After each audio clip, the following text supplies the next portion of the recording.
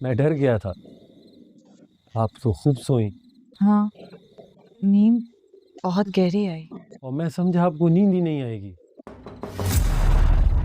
कौन है? मैं बहराम। एक बार फिर से दोहराते चलें कि मुमताज इलेक्शन में हिस्सा ले रहे हैं, उनकी बीवी को अगवा कर लिया गया है। ये क्या? ये बुर्का है। अब आप हमारी इज्जत है, और अगर आपके पास कोई जेवर है तो पर्स में संभाल कर रख लो। वो टिकट चेक करने वाला आ रहा है। बुर्का नीचे करो बुर्का। तो अगर नहीं भी पकड़ा जाना होगा फिर भी पकड़े जाएंगे। इतना महंगा बैग लेकर जाएंगे ना, ये पकड़ो अपना बैग। बहराम, तुम इतना गुस्सा करते हो?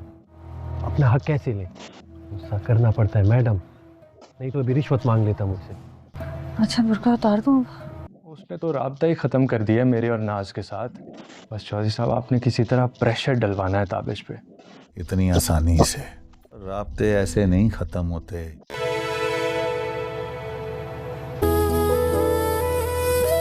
चाय मिल सकती है? मिलेगी ना। आप हाथ रखो, इसे पकड़ो। ताबिश ने अगवा की FIR कटवा दी। क्या बोल रही हो आप? और आपको कैसे पता चला? किसने अगवा किया? भाभी का कुछ पता चला? ताकि आपको ना ढूंढे। आपको घर में खत छोड़ कर आना चाहिए था। क्यों ना ढूंढे? अच्छा है, ढूंढता फिरे मुझे, जगह जगह ढूंढता फिरे और मैं ना मिलूं। मुझे छोड़ के सब्जी वाले के साथ चली गई। ताबिश रो मत, ताबिश रो मत। मैं कह रहा हूँ उठो, ये बुर्का तो नीचे करो। उस बेगैरत ने तुम्हारी तस्वीरें टीवी पर चला दी हैं। तो मुझसे वैसे बात मत करो जैसे ताबिश करता। वहाँ तुम्हारी तस्वीरें टीवी पर लगी हुई थी। मीना भाभी ऐसे कैसे कर सकती हैं? वो ऐसी औरत नहीं है यार। तूने मुझे क्या बता दिया? देख ले, अब सब कुछ तेरे सामने ही है।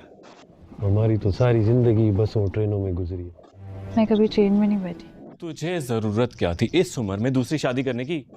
ओ भाई, मेरी शादी की वजह से नहीं भागी वो। दिमाग खराब हो गया था तेरा? उसका इश्क चल रहा था। प्लीज आगे किसी से मत करना यार। जो तेरे साथ बातें की है वो किस मुंह से बताऊंगा यार? वैसे आपको याद तो आएगा गाड़ी और जहाज़ों का सफर। याद करना होता तो छोड़ कर ना आती। घर पे तवज्जो देते, शादी पुरानी हो रही थी, क्या जरूरत थी सियासत और इलेक्शन में पढ़ने की? बड़ी मुश्किल से आए थे ना तुम शहर। लेकिन यहाँ मुझे आप मिल गई।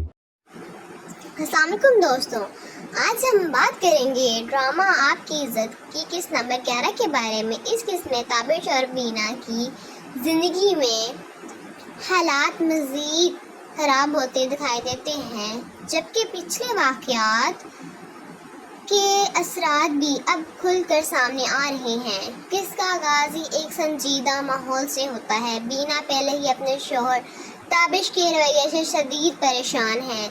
जिस शख्स के साथ उसने मोहब्बत और भरोसे से अपनी ज़िंदगी गुजारी, अब वही शख्स उसकी जज्बाती ज़रूरियात को समझने के बजाय उसे नज़रअंदाज करता दिखाई देता है।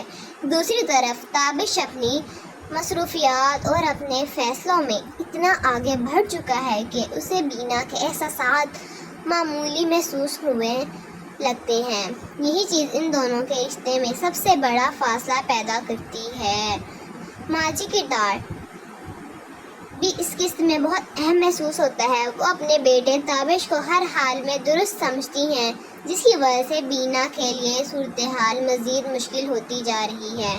बीना की सबसे बड़ी तकलीफ ये है कि उसे सिर्फ शौहर की तवज्जो नहीं बल्कि इज़्ज़त अहमियत चाहिए, लेकिन ताबिश के रवैये से इसे बार बार ये एहसास होता है कि शायद इसकी बरसों की कुर्बानियाँ अब किसी काम की नहीं रही। इसमें सबसे ज़्यादा तवज्जो ताबिश के फैसले और बीना के रद्द अमल पर रहती है।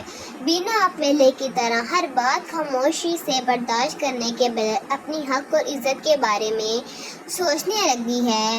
यही वो मुकाम है जहाँ ड्रामे की असल कहानी मज़ीद मजबूत होती है, क्योंकि सवाल सिर्फ मियाँ बीवी के दरमियान इख्तिलाफ का नहीं रहता, बल्कि सवाल ये बन जाता है, क्या मोहब्बत के बजाय इज़्ज़त का रिश्ता कायम रह सकता है?